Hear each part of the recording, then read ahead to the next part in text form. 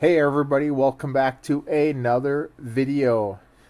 Here we are on Tier Maker at Zapdos TCG's tier list for Paradox Rift. Because this weekend we do have a very special event. This is the first international championship of the 2023-2024 season. And I wanted to go through and make a tier list with all the decks that we have here and what I think will be played and what I think will do well. Right, so we got a lot of decks here. As obviously as you can see, right, a lot of new ones. We got Skeledirge and Mousehold, right, and then a lot of other really good ones here, right? With Giratina VStar, right? Gardevoir, Mew VMAX, right? All of these things, including the new Roaring Moon here, right? So I just wanted to go over this list and show off what I think will be played and what will do well at this event. And if I were, playing in this event, I'd be looking at, these decks to possibly play.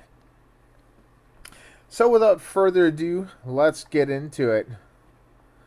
I'll start off with Cofagrigus here. We'll just kind of go through the side here, right? It's an interesting card, but I don't think it will be played. Just because I think its damage output is extremely low and its HP is really low. So I'm going to put that don't playlist.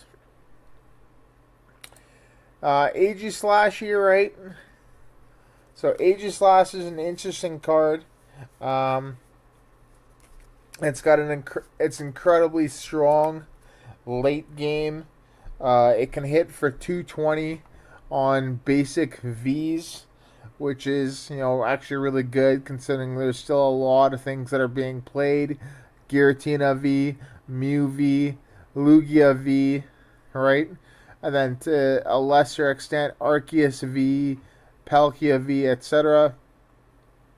And it's also got an EX/V prevention attack where it prevents the damage done to it. So it is interesting. I'd say that the biggest thing with this card is that it just has trouble. It is trouble, recovering from a KO, right? And one of the biggest cards, left earlier this year when it rotated out to Battle Styles Onward, which is Metal Saucer. And I think if that card were in the format, then this would be a lot better, right? It does have 330 HP, which means it can take hits. Roaring Moon, obviously, one-shots it.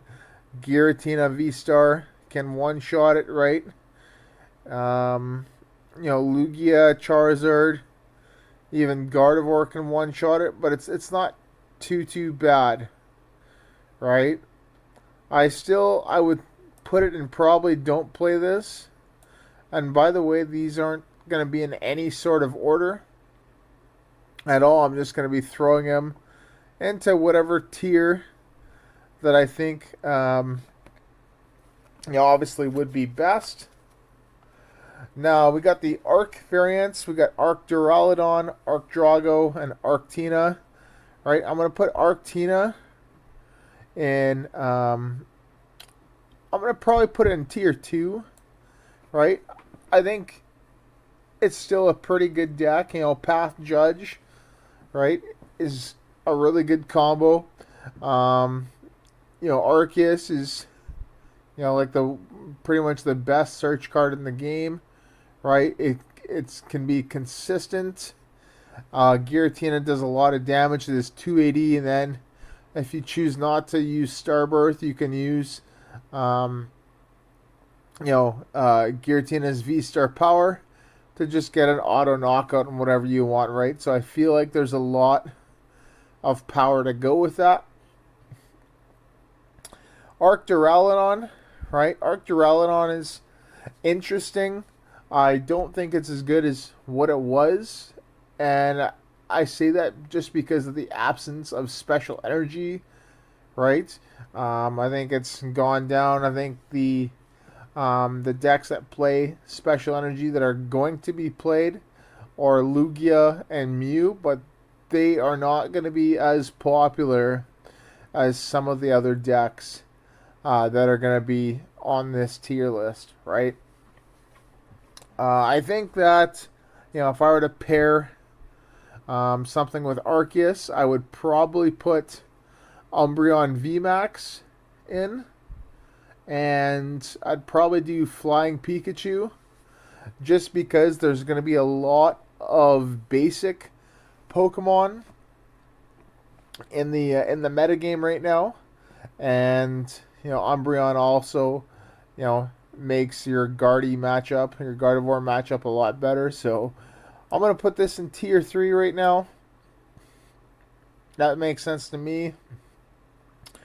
Arc Drago, right? Another really interesting one. There isn't. I don't see an Arc Goodra on here either. Right? I don't see one. They've had it before, but Arc Drago, kind of the same thing.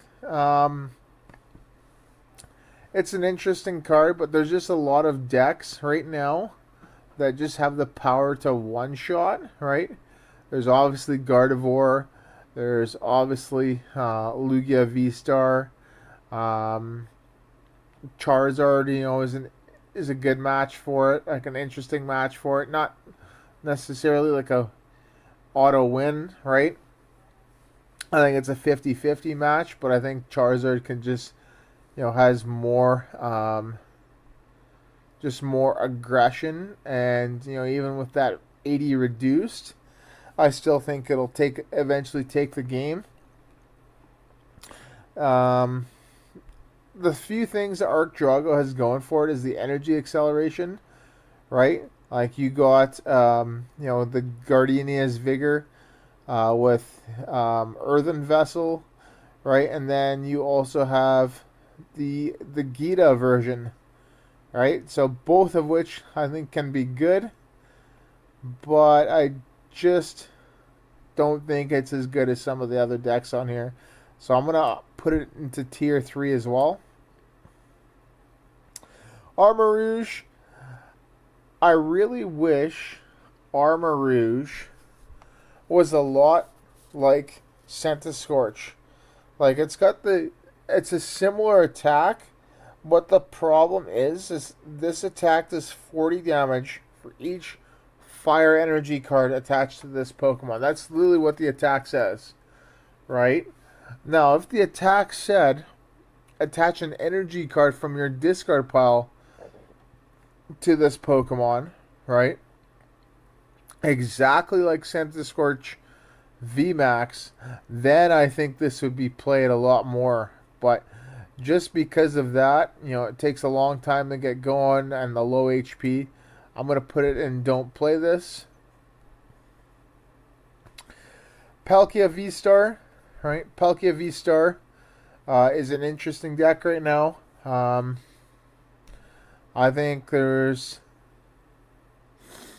How do I say it? I think there's going to be a lot more two-prize Pokemon being played, right? So like Roaring Moon and Iron Hands, which is really good for you because you'll be able to take knockouts a lot easier. So I can see it improving in that sense. So I would, still maybe consider it. You still got Chien Pao, right, to do that damage, right? I would probably even pair it with, I think Ice Rider Calyrex is still a really good card right now, right? There's still a lot of things that are hovering around that 280 HP mark, right? I think it's got a fantastic Miraidon matchup. I think it can beat Lugia. I think it can beat Giratina. Lost Box as well, I think you can beat, right? I think that's a pretty close one, especially if you're playing double Empoleon,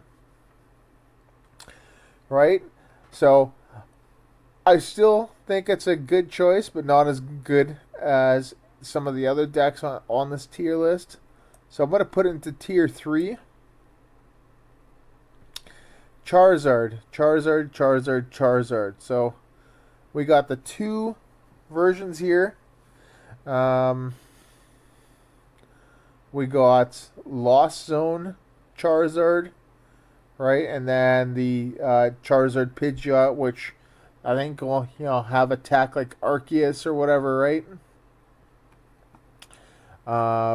Arceus or just straight like Charizard Pidgeot with Arven and Force Seal Stone and all that, right? I think that version, not the Lost Zone version, is good. I don't think it's necessarily tier 1, right? I think it's probably a tier 2 deck just because of how much it takes to get going. There is the new evolution card too, right? The new TM, which I think is a good card. But with that, I feel like the speed, if you did play that in the deck and went that route, I feel like your speed would be greatly hindered. And I think with the deck, with Charizard, what you want to do is you just want to go rare candy, and just start going, right? But then you're highly susceptible to the devolution TM, right? But the question is kind of really how much is that played. So I'm still gonna put this as tier 2, right? I think it's a good deck to play, right? But I don't think it's necessarily a tier 1 deck. The Lost Charizard, I'm going to put in tier 3. I think it's a little bit too slow with how much you have to do to get it out. And if I'm playing a Lost Zone deck, I'd rather just play Lost Tina or Lost Zone box. Chien-Pao Baxcalibur, right? Another good deck. I think it's going to be extremely popular, right? Just due to the amount of people playing it with Iron Hands, right? And being able to, basically rain dance the card. That's kind of what it is, right? And the energy onto your Pokemon. I do think that it does open you up for a lot of prizes. I think you're highly susceptible to boss knockouts and hand disruption, right? I still, think it's a pretty good deck. Wouldn't be my first choice if I were to play in the tournament, but I do think it is a. I'm gonna say it's tier 1. I'm not gonna put it as tier S because I don't think it's that good. But it's still a pretty good deck. Dialga Magnezone, I'm going to put in don't play this just because I think it's a little bit too slow and the amount of energy that you need to get in play. It just takes a long time. Mouse Hold, once again, damage, HP, don't play this.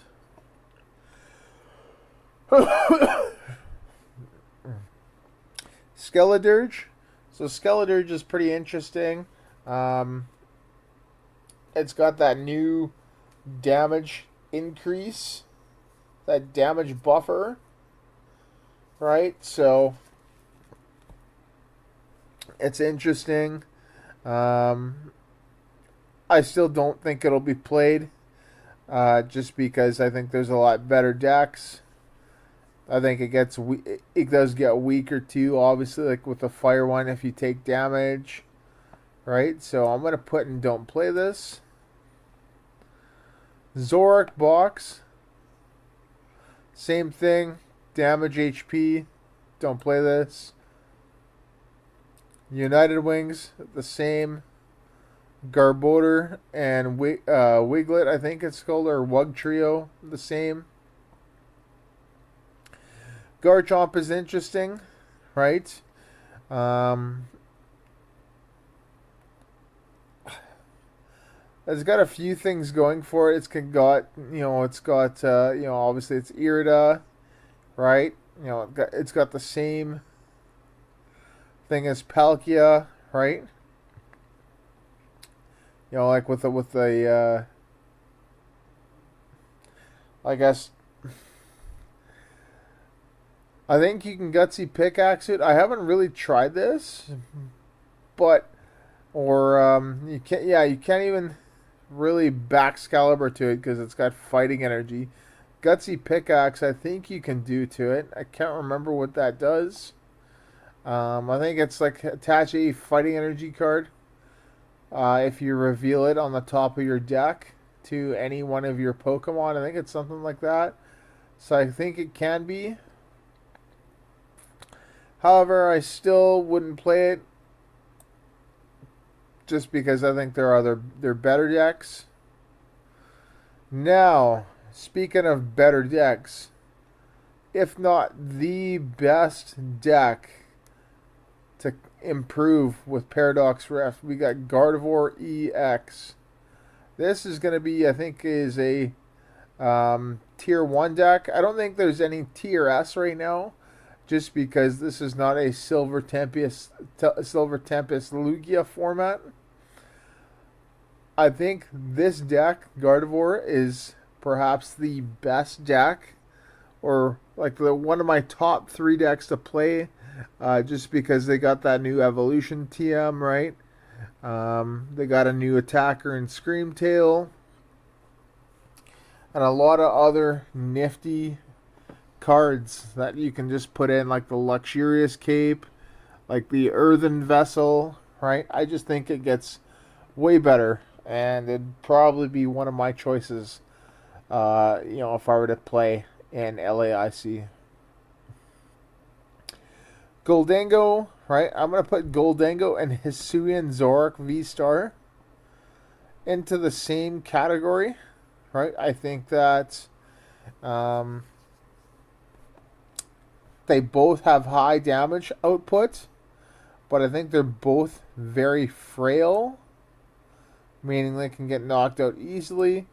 Goldango does draw cards more consistently, but Hisuian Zoroark has that Professor's Research draw, and it can net you more cards when you combat with Squawkabilly, and your supporter at the start of the game. So I think these two would be perfect in tier 3. I still think they can compete, right? 100% they can compete in today's format. I even have Hisuian Zoroark built, and I'll eventually get Goldango built, but I just don't think that they're the best deck. Lost Gudra, right? So Lost Gudra I'm going to put in tier 3, right? And I'm going to put in tier 3 because of a few things, right? Both Roaring Moon and Giratina VStar, 2 decks that I think, I guess not think, 2 decks that will be played can both one-shot it, going past the damage reduction capabilities of Gudra VStar, right? They both can also play Path to the Peak to shut down Moisture Star, the VStar power of Gudra, right? To heal that damage, meaning they can't do that. And I think that I think you'll just get just outdone in every way, and then it doesn't one-shot anything. So, I'll put it into tier 3. Iron Valiant and Medicham, so another tier 3 deck, right? I'll put it into tier 3 just because I think it's good versus decks with low HP Pokemon, like Lost Box, Charizard, and Gardevoir, but against decks that have high HP Pokemon. So like Lugia, right? Um, I would put it in like with any Arc variants, right? Um, Maridon is another one that's got a high HP. I think it'd be better in tier 3. Maybe tier 2. I don't know. I think tier 3. And I think you just will get to a scenario where you're just not going to be able to just really do enough. Right? I think you're really dependent on Metacham. Pardon me. And I don't think you're going to get a ton of attacks off. So I think you'll just get outpaced. So I think it's be tier 3. Cloth. Cloth is interesting. I actually really, really like Cloth. Honestly. I think this card is absolutely hilarious. I think it's a card that I think, you know, for a single prize deck, I think is absolutely fantastic. It can do a lot of damage. It can trade pretty evenly into 2 prizers, even 3 prizers, right? Like you're able to hit that, 170 damage, right? For a single Cloth. If you can do that again, that's 340 damage. What does that not knock out, right? So I think it's definitely not an I don't play this. I think it can compete. So I'm gonna put it into tier 3. But I think it requires a lot of cards to make the combo work.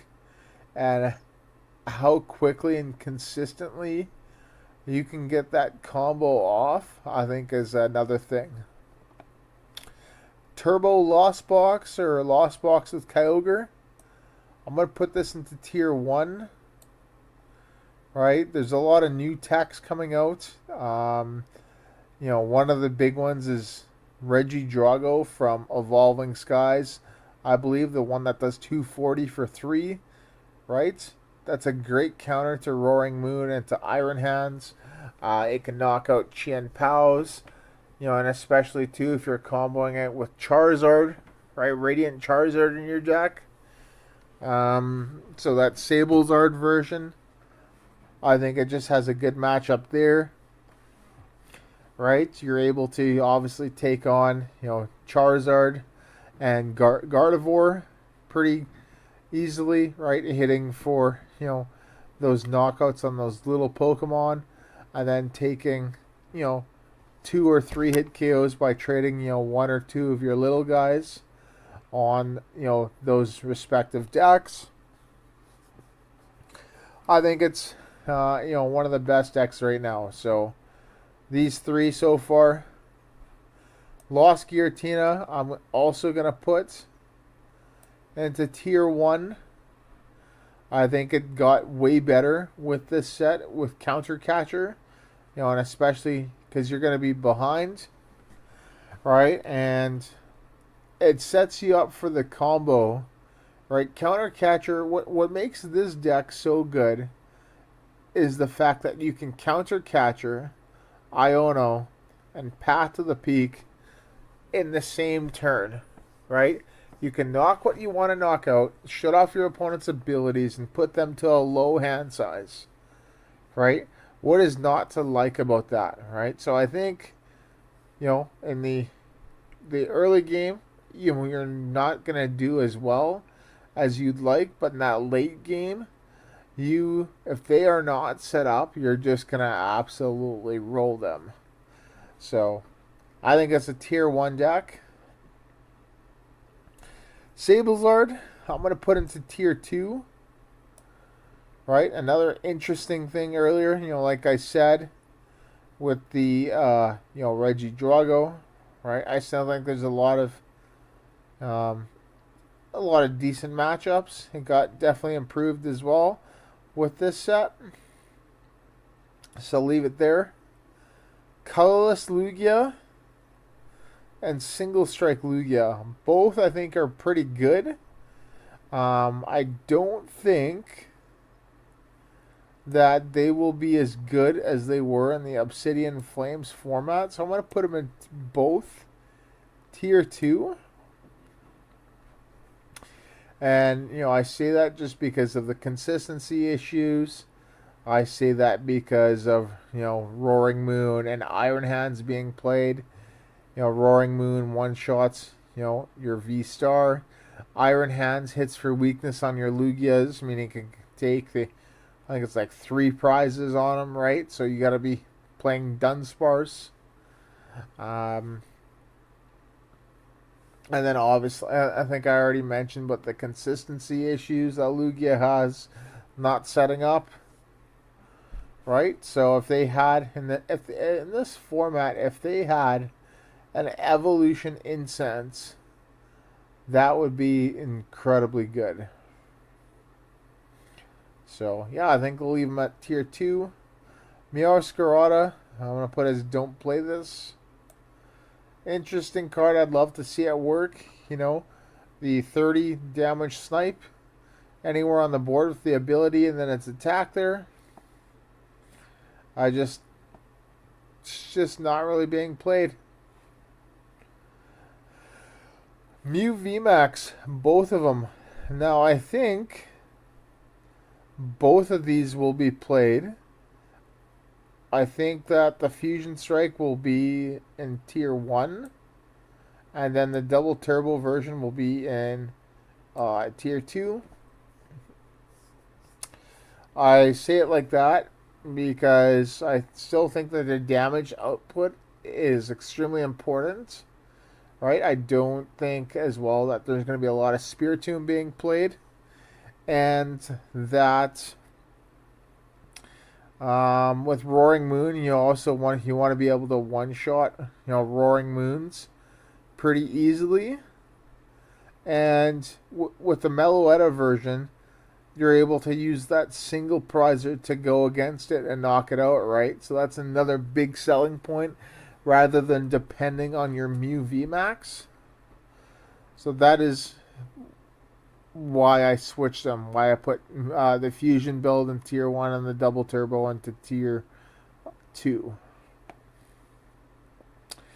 Mewtwo Xatu, this deck is kind of hilarious. I don't really know how well it would do. I'm probably going to put in don't play this. Pardon me. Probably put in don't play this just because, it's just it just has a hard time getting energy in play to do reasonable damage, right? You're only hitting for like, what is it, like 150, right? Or 130 for 4 energy, right? In play. So that, to get 4 energy in play to do 130 is just kind of ridiculous when you can get a Roaring Moon in play with 3 energy, 2 or 3 energy, and just get a crazy knockout, right? Or Gardevoir, or pardon me, Giratina hitting 280 for 3, right? Zacian V, hitting, 120 for 3, right? It's just a lot more easier to do damage than this. But the one thing that does have going for it is its typing, right? It hits Lugia for weakness, it hits Palkia for weakness, etc. Next one, Miraidon Iron Hands. So I think Miraidon Iron Hands, I'm not going to put it in don't play this, I'm just moving in. I think it'll be a tier 2 deck. I think that I'm not really a big fan of Iron Hands in this deck, and I say that just because of the fact that you got to play 2 double turbo energy, 2 or 3, and by doing that you decrease your lightning count, which means trying to hit those electric generators, your chances of hitting them are going to be reduced, right? So I think it increases the dependency on Flaffy, and because Miraidon doesn't play Manaphy, that dependence on Flaffy you know, makes it easily targeted by, bench spreaders, right? Like, Raiden Greninja, and then obviously the new Screamtail and Gardevoir. Um, yeah, so I think that'll cause it to not be played as much. I think the other version is way better without Iron Hands and having that 14 energy lightning count just to be able to turbo them into play a lot easier. But yeah, I think it's still a pretty formidable deck. Mimikyu and Penny. I haven't really played this. I do not even know what this does, so I'm just going to put in don't play this. Reggie's. Reggie's is interesting. All of the decks here at the top, right? You got Mew, which is weak to dark. Giratina doesn't have a weakness. Turbo Lost Box, which the Reggie's I think hates. Gardevoir is weak to dark. And then Chien Pao is weak to Reggie Steel, right? I think it'll be a tier 3. I think it's a tier 3 deck, just because I think these decks here, these 4, are a lot quicker, right? Than this. And then plus, you don't have that. You do have the double turbo energy, but you don't have, that Aurora energy, right? And you're playing basic energies, which means you gotta, you have to obviously have to search for them, right? And you got to play like the different ones, right? So it's not like the Aurora energy where it counts as one. Now, if they had a rainbow energy in this format, right, just a strict rainbow energy, then I think it'd be a lot better. But for now, put into tier 3. Roaring Moon, I'm going to put all the way up into tier 1. Another super popular deck, right? The ability to get that instant KO or to discard that stadium and do 220, right? It's just really awesome. Snorlax Control, I haven't really played much of this. I do believe it's that just like you just hide behind Snorlax and just try and disrupt your opponent's board, hands, ability use, energy disruption, etc.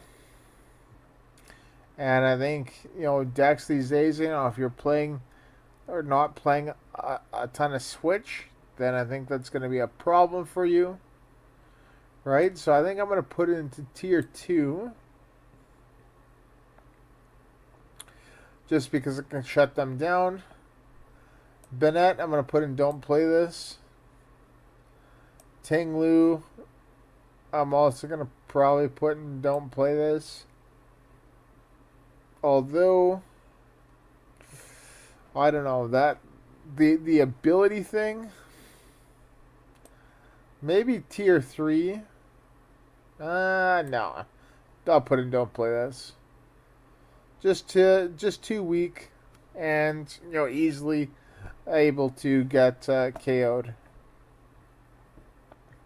Serena, don't play this.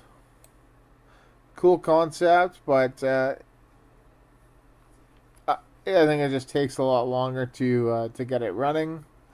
Rapid Strike Inteleon and Urshifu I'll put into tier 3. It's not a bad choice. I think it still has some good matchups. Maybe. Nah. I don't know. We'll leave it in tier 3. I feel pretty confident that spot there. I think it's gone down, especially due to the Iron Valiant that's being played, and that's being paired with the Urshifu a lot more. So yeah, I think the chances of that winning is going down. It's still a pretty formidable deck, but I think there's just still better choices. And then lastly, Alolan Vulpix VStar with Evital. I believe this is like an energy denial deck here, right? Put and don't play this as well. So yeah, this is what I think here for the decks. I think these 6 decks are the best decks to play. For LAIC, I wouldn't be surprised if any of them won. The tier 2 decks I still think are pretty good, right? And I still think that they can do pretty well. Even a lot of the tier 3 ones, right? They're interesting, and they can pick up a few wins here and there, but I don't think their chances of winning the event are as good as, tier 1 and 2. And then obviously the don't play this means don't play this, but if you want to, then whatever, right? But there is no tier S deck in this format, and that is 100% sure. There's no deck that's as dominant as Silver Tempest Lugia was. So, yeah, there you go. And, yeah, thank you so much for watching, everybody. Don't forget to like, comment, subscribe, etc. Let me know what you think of the tier list and if there's anything that you would change. And what your thoughts are about, who's going to win in LAIC and with what. If I had to pick what will win LAIC, I'm going to go with Gardevoir, Lost Box, or Lost Tina. One of these 3 decks, I think, will win Masters LAIC. So we'll see. We'll see what happens. Oh, and lastly, giveaway happening at 250 subscribers. So, the faster we can get there, the faster I can give it away.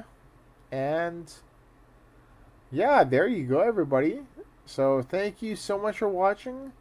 And once again, see you in the next video.